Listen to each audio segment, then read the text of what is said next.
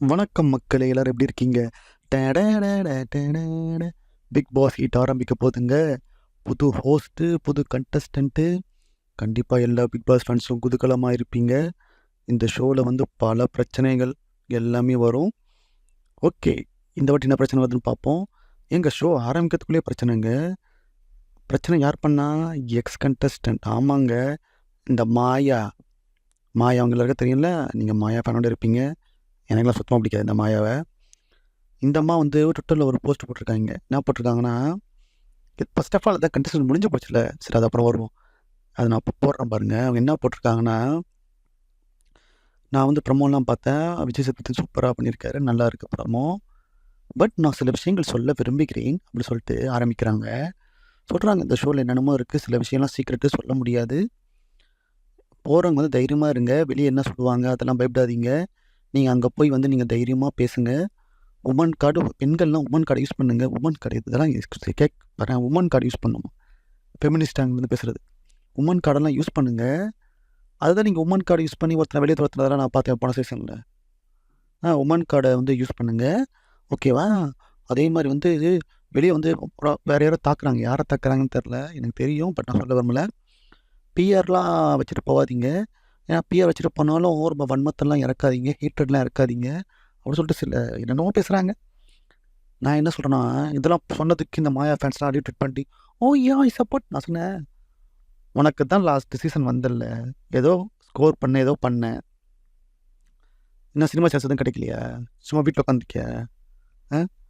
அப்படியே விட்டுட்டு போகணும். இப்பயும் பர்ஃபார்ம் பண்ணிகிட்டு இருக்க. புதுசாக வருமா பர்ஃபார்ம் பண்ணட்டும். புதுசாக ஒரு மாயா வரட்டும். ஓகேவா? சும்மா அட்டென்ஷன் சீக்கிங்கு.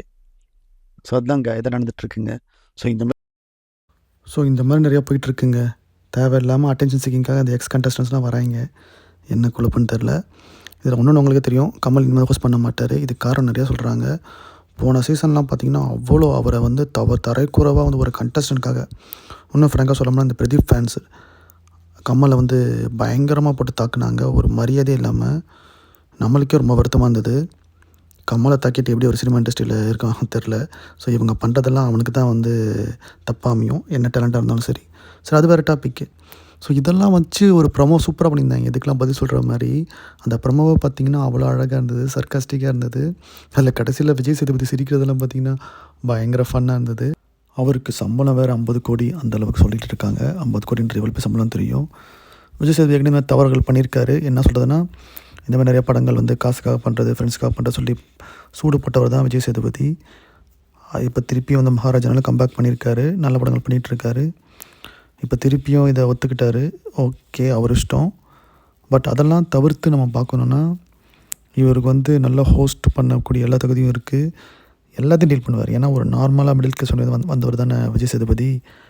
நல்ல கண்டஸ்டண்ட்டுக்கெலாம் கண்டிப்பாக வந்து அப் வைப்பார். ஜாலியாகவும் பேசுவார், கண்டிப்பாகவும் பேசுவார், கோவமாகவும் பேசுவார். ஸோ அந்த எபிலிட்டிலாம் இருக்குது. அதே மாதிரி அஃப்கோர்ஸ் அது கிரேட் ஆக்டர். கமல் வேறு லெவல் ஆக்டர். பட் இருந்தாலும் இப்போ ஜென்ரேஷனில் ஒன் ஆஃப் த பெஸ்ட் ஆக்டர்னால் விஜய் சேதுபதி சொல்லலாம். ஸோ அவருக்கு வந்து அந்த ஸ்க்ரீன் ப்ரெசன்ஸு, எப்படி பேசணும், எப்படி ஷோவை நடத்தி போகணும், அந்த ஆங்கர், அந்த விஷயம்லாம் பட்டை கிளப்புவார்.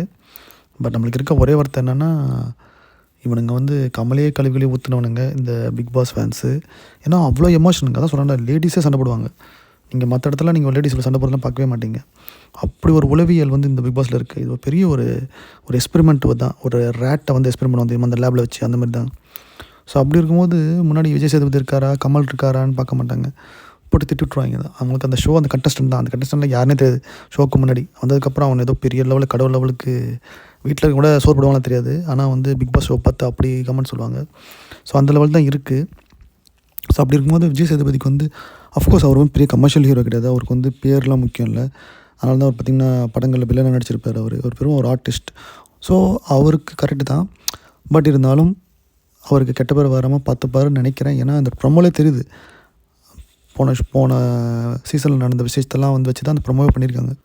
இந்த வருஷம் வேறு நிறைய இந்த ஜோயா, டிடிஎஃப்லாம் வந்தால் சும்மாவே டிடிஎஃப் வெளியே. ஆனால் ஒரு விஷயம் நல்ல விஷயங்க, வெளியே இருந்தால் அந்த ஜெயிலுக்கு போகிறது, மாட்டுறது, அந்த மாதிரிலாம் அதை பண்ணிகிட்டு இருப்பான். பைக் ஓட்டுறது, அதை ஓட்டுறதுன்னு.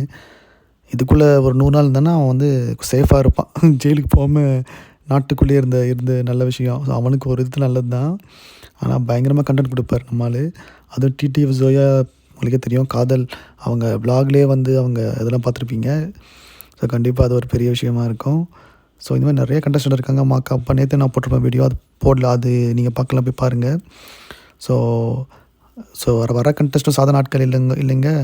அதே மாதிரி சில எக்ஸ் கண்டஸ்டன்ட் வருவாங்க சொல்கிறாங்க. எக்ஸ் கண்டஸ்டண்ட்டில் யார் வருவாங்க அப்படிலாம் தெரியல. ஸோ வர பொறுமையாக பார்ப்போம். ஸோ இப்போதைக்கு இந்த மாயா நியூஸ் தான். நான் சொல்கிறது ஏற்கனவே முடிஞ்சு போன கண்டஸ்டண்ட்லாம் சும்மா வந்து என்ன சொல்கிறது, பேர் பாப்புலாரிட்டிக்கு எதுவும் பண்ணாதீங்க. உங்கள் டேர்ன் முடிஞ்சு போச்சு, உங்களுக்குன்னு ஒரு ஃபேன் உருவாச்சு, அதை வச்சுட்டு ஓடி போயிடுங்க. புது கண்டஸ்டன்ட் அவங்க வந்து பர்ஃபார்ம் பண்ணிட்டோம், அதுக்கு சில பேர் வரட்டும். ஓகேங்களாங்க, பாய்.